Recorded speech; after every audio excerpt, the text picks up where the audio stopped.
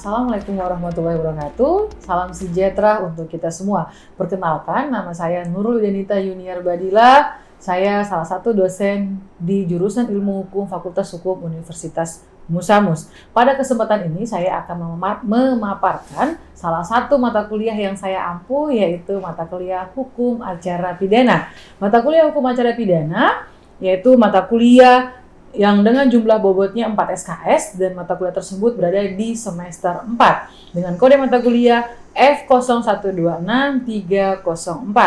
Mata kuliah Hukum Acara Pidana membahas tentang pengertian, sejarah, istilah, sumber hukum dari hukum acara pidana, pihak-pihak dalam hukum acara pidana, pengertian penyelidikan dan penyidikan, laporan dan pengaduan, penahanan dan penyitaan, pra-penuntutan dan pra-peradilan, dakwaan, eksepsi pledoi, replik dan duplik, serta proses beracara yang benar sesuai dengan ketentuan dalam hukum acara pidana.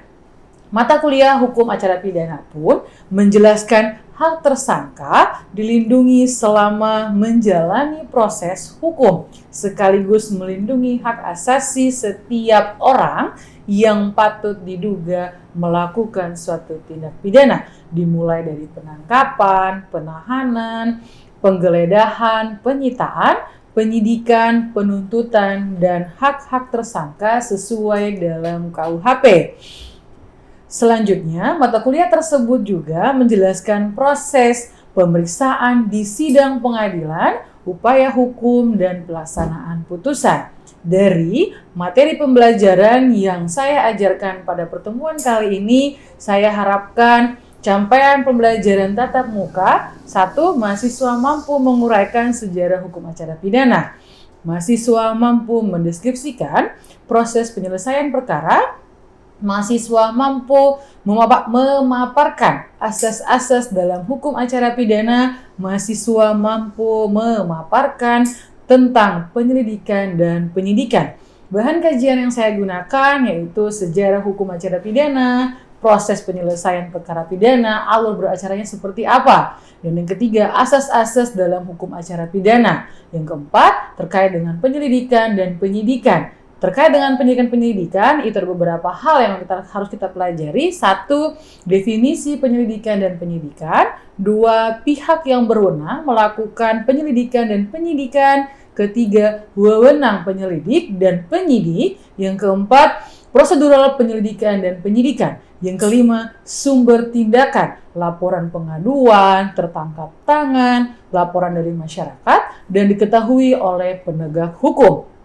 Metode pembelajaran yang saya gunakan yaitu metode ceramah, diskusi dan tanya jawab atau terkait dengan diskusi ringan. Baik, mungkin cukup sekian deskripsi mata kuliah Hukum Acara Pidana pada hari ini. Terima kasih dan selamat siang.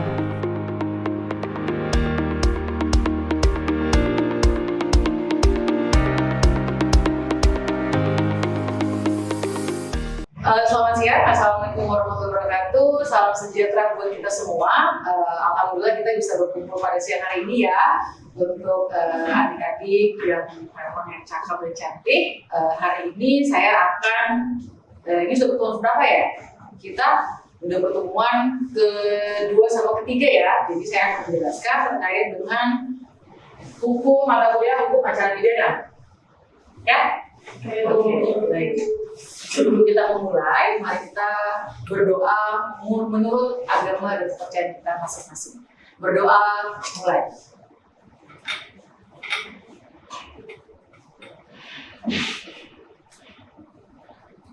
Amin. Baik, terima kasih banyak. Saya akan menjelaskan terkait dengan apa yang dimaksud dengan hukum acara pidana. Oh, mohon maaf ya, karena ada sesuatu hal sehingga kita harus menggunakan ini ya. Nih, sumber pembahasan hakikat hukum acara pidana yaitu adalah pengertian hukum acara pidana, tujuan hukum acara pidana, asas-asas hukum acara pidana, terkait dengan sejarah hukum acara pidana dan ilmu-ilmu pembantu hukum acara pidana. Pengertian hukum acara pidana yaitu dokter ahli hukum acara pidana adalah mengatur cara pemerintah menjaga kelangsungan pelaksanaan hukum pidana material. Jadi kalau kita berbicara tentang hukum acara pidana, berarti kita berbicara tentang formilnya seperti apa, bagaimana proses beracara itu diatur dalam hukum kita, undang-undang hukum acara pidana, atau yang sering disebut dengan hukum apa? Hukum formil apa? Hukum A. Oke, terkait dengan menurut Pak Simon, hukum acara pidana adalah mengatur bagaimana caranya negara dengan perantaraan alat-alat kekuasaannya menggunakan haknya untuk menghukum dan menjatuhkan hukuman. Dengan demikian ia memuat acara pidana. Jadi proses beracara, bagaimana cara penyelesaian satu kasus itu dari tingkat nanti penangkapan, penahanan, penyelidikan itu semua kita belajar akan terkait dengan hal seperti itu. Jadi kita makanya harus belajar terkait dengan hukum acara pidana. Oke, kita lanjut. Nah, dari uraian di atas, maka hukum acara pidana adalah peraturan hukum yang mengatur dan mempertahankan eksistensi ketentuan hukum pidana material guna mencari, menemukan, dan mendapatkan kebenaran material. Jadi kita memang harus saling berkesinambungan, ya, antara hukum pidana material sama hukum pidana formil. Nah ini, jadi hukum pidana material plus hukum pidana formal atau formil akan terjalin terjalin hubungan yang erat, mesra, dan tidak terpisahkan. Jadi mereka saling menunjang. Untuk mencari kebenaran hukum pidana material, maka kita harus tahu bagaimana prosesnya, bagaimana nanti terkait dengan ini. Jadi tidak bisa dipisahkan antara apa, suami istri kan nggak bisa kan dipisahkan kan? Iya, nggak bisa dipisahkan karena akan mencari kebenarannya, ini benar atau tidak terkait dengan hal kedua ini. Ya, oke, kita lanjut. Nah, tujuan hukum acara pidana. Pedoman pelaksanaan KUHP dideskripsikan dengan redaksional sebagai berikut. Tujuan dari hukum acara pidana adalah untuk mencari dan mendapatkan atau setidak-tidaknya mendekati kebenaran material, ialah kebenaran selengkapnya dari suatu perkara pidana dengan menerapkan ketentuan hukum acara pidana secara jujur dan tepat dengan tujuan mencari siapakah pelaku yang akan didakwakan. Ya kan? Jadi untuk mencari semua tujuannya kita harus tahu tujuan hukum acara pidana ini. Jadi kita akan mencari, menemukan, menggali kebenaran materialnya. Kira-kira apa yang duluan nih? Kalau menurut adik-adik semua, kira-kira apa yang duluan? Kita mencari dulu, menemukan, atau menggali untuk mendapatkan suatu kebenaran materialnya. Silakan. Siapa yang bisa menjawab terkait dengan hal seperti ini? Mencari, menemukan, menggali, atau terkait dengan kebenaran material? Menggali dulu. Mencari dulu.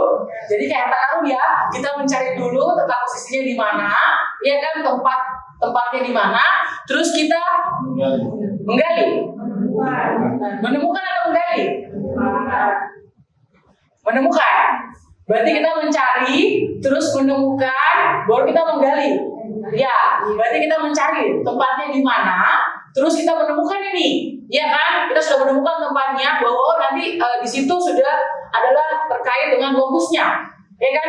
Tempatnya, lokasinya di mana? Untuk maksudnya kalau dia terkait dengan melakukan suatu tindak pidana, ya. Terus habis itu kita menggali, kita melakukan penyelidikan dulu. Penyelidikan baru kita dapat ke tahap penyidikan. Nah, itu hal saling terkait untuk mencari kebenaran materinya.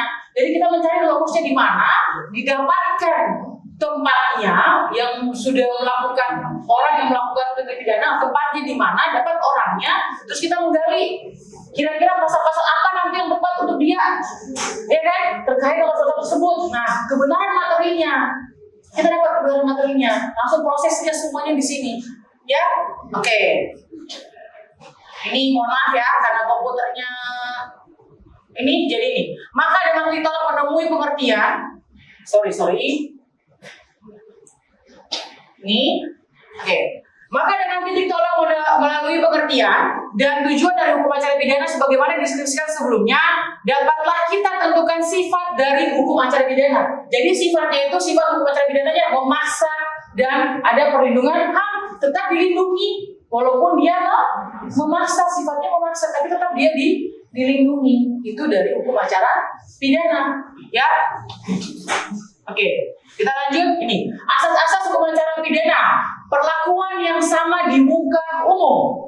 Equality before the law. Jadi semua sama, tidak ada keistimewaan, tidak ada perbedaan antara yang satu dengan yang lainnya. Jadi kita semua sama. Walaupun saya di sini kalau dibilang saya dosen dan kalian mahasiswa kan, tapi kalau kita di mata hukum semuanya sama. Tidak ada perbedaan sama sekali.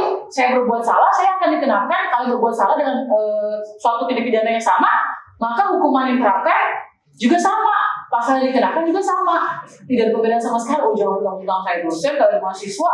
Tapi ternyata ada perbedaan, tidak ada perbedaan sama sekali. Ya, oke. Terus terkait asas praduga tak bersalah, presumption of innocence, itu berkaitan tadi dengan sifat hukum acara pidana, perlindungan HAM.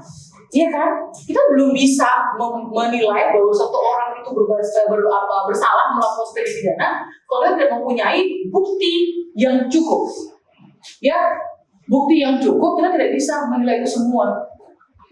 Oke, kita lanjut. Penangkapan, penahanan, penggeledahan, dan penyitaan dilakukan berdasarkan perintah tertulis pejabat yang berwenang. Jadi kalau tidak ada perintah tertulis oleh pejabat yang berwenang, itu tidak bisa sama sekali. Ya, kita tidak bisa melakukan penangkapan, penahanan, penggeledahan, penyitaan yang dilakukan oleh berdasarkan pemerintah. Ya, kalau memang tidak ada sama sekali, jangan pernah mau. Kalau ada yang melakukan penangkapan, ya datang ke rumah, kamu berbuat salah. Oh, nggak bisa.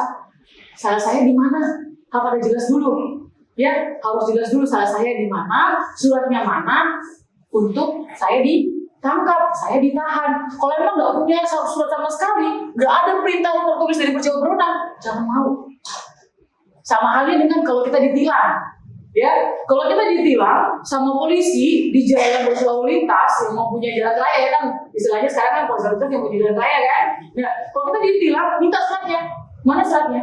Kalau emang udah selesaikan bersama-sama aja, kekeluargaan saja di sini aja, jangan pernah mau. Karena besarannya tidak sama seperti nanti pada saat penyelesaian secara hukum. Kasian kalau dibodoh-bodohi, kita tidak mengerti tentang itu semua. Ya, oke, baik. Terima kasih banyak. Ini lanjutnya kita lanjut ya. Tadi kan ada 3 tuh asas-asasnya kan? Apa saja tadi asas-asasnya? Yang pertama,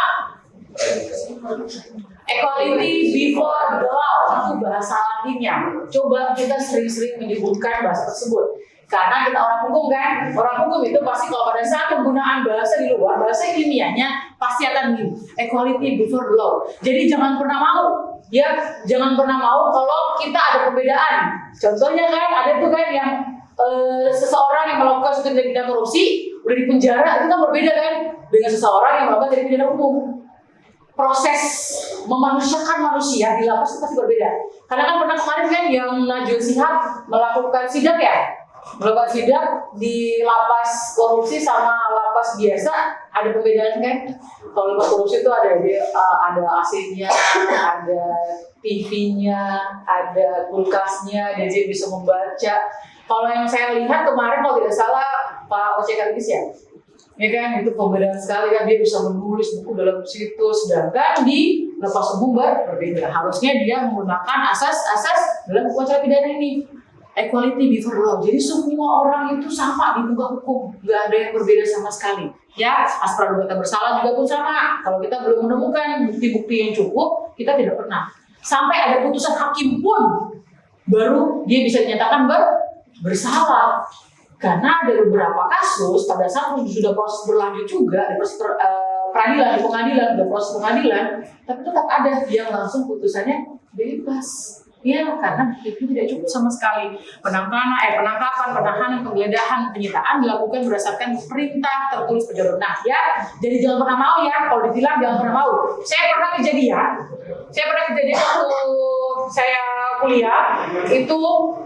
Dosen saya mengatakan, kita pernah di depan Polda Jateng, kita ditilang, tapi tidak punya dasar yang kuat. Ya udah, kita malas, kita berdebat ke situ, tapi berhasil karena kita tahu asas-asas dalam proses ini seperti apa, gitu ya. Terus terkait dengan ini, ganti kerugian dan rehabilitasi. Ada juga terkait dengan ini, ganti kerugian dan rehabilitasi. Asas peradilan cepat, sederhana, dan biaya ringan. Ini juga, jadi biaya itu ringan, jangan pernah mau bayar biaya lebih. Ya, iya karena sudah dijamin ini asas peradilannya cepat, sederhana, dan biayanya ringan. tersangka atau terdakwa berhak mendapat bantuan hukum. Ya, semua berhak untuk mendapatkan pendampingan hukum. Tidak ada perbedaan sama sekali. Ya, jadi kalau memang dia nggak bisa membayar terkait dengan advokat, itu tetap nanti akan difasilitasi. Jadi dia punya dapat pendampingan hukum. Kan kasihan kalau kita tidak mengetahui tentang hukum, tapi kita kena kasus. Kasihan kan kalau mendapatkan pendampingan hukum dari memang orang-orang yang betul-betul mengerti tentang hukum. Karena apa? Ada asas fiksi hukum. Semua orang dianggap mengetahui tentang hukum. Oke, kita lanjut. Pengadilan memeriksa perkara pidana dengan hadirnya terdakwa. Peradilan terbuka untuk umum, tersangka berhak mendapat informasi dasar hukum apa yang didakwakan kepadanya. Jadi itu semua jelas. Ya, pengadilan memeriksa, pengadilan terbuka, tersangka. Oke, baik, dari penjelasan saya mungkin ada yang bertanya? Ada yang ingin bertanya? Silakan dari penjelasan saya. Oke, silakan saudara Soleh bisa berdiri.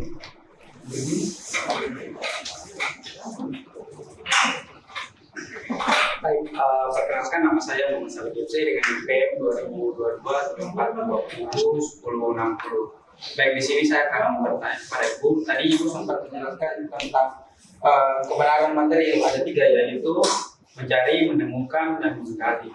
Nah, pertanyaan saya, bagaimana ketika hakim menentukan suatu kasus yang keadaannya rumit dalam penggunaan alat elektronik, misalnya contohnya pada CCTV, percakapan digital.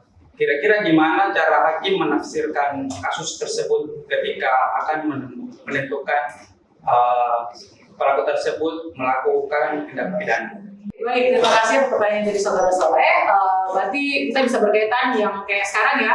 Sekarang itu kan ada tuh baru keluar ya surat izin bahwa Kejaksaan Agung sudah bekerja sama dengan beberapa pihak. Kalau mau dibilang apa ya, yang tentang komunikasi ya, entah itu Telkomsel, Indosat, XL, ataupun kalau di daerah tengah ke barat itu kan ada Tri juga. Jadi semuanya. Jadi mereka memang mempunyai surat izin dulu, baru bisa menyadap kita punya hasil. Jadi kalau kita ditetapkan sebagai tersangka, baru bisa mereka punya surat izin, sudah legalitas kan, sudah kerjasama dengan pihak-pihak terkait untuk melakukan penyadapan, dan kita punya terkait dan kita punya komunikasi. Karena itu semua pasti berkaitan. Kita mau melakukan, contohnya saya mau melakukan satu tindak pidana dengan Soleh, udah saya cek dulu, bisa nih. Itu kan bisa berkaitan semuanya, ya. Apalagi kalau kita tahu kan korupsi itu kan bukan hanya sendiri ya. Kita pasti akan bersama-sama, ada turut serta di dalamnya. Oke, baik. Mungkin itu saja yang bisa saya jelaskan. Oke, baik. Terima kasih atas pertemuan kita hari ini. Semoga kita semua sehat ya, dalam keadaan sehat, biar kita bisa bertemu lagi di pertemuan berikutnya. Untuk rangkuman dari materi hari ini, bahwa kita itu sama semua di mata hukum. Ya, kita jangan pernah menganggap ada perbedaan antara yang satu dengan yang lain. Itulah gunanya kita mengetahui terkait dengan bagaimana cara beracara. Nah, kalau kita ingin tahu cara beracara terkait itu, jadi kita harus bisa mempelajari terkait dengan hukum acara pidana. Jadi kebenaran materi yang ingin kita ketahui, maka kita harus melalui juga proses formilnya seperti apa. Baik, terima kasih semuanya. Sampai jumpa di pertemuan berikut. Assalamualaikum warahmatullahi wabarakatuh. Selamat siang.